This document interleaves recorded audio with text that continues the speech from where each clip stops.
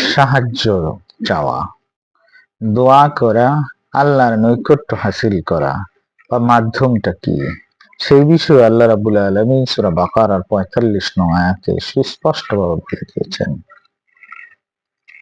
কিভাবে আমরা দোয়া করব, কিভাবে আল্লাহর কাছাকাছি যাব। বিসমিল্লাহির রহমানির রহিম।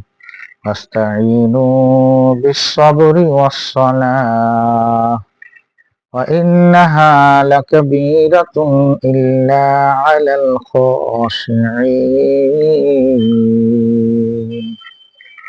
তোমরা ধৈর্য ও নামাজের মাধ্যমে সাহায্য চাও। নামাজ নিঃসন্দেহে একটা কঠিন কাজ।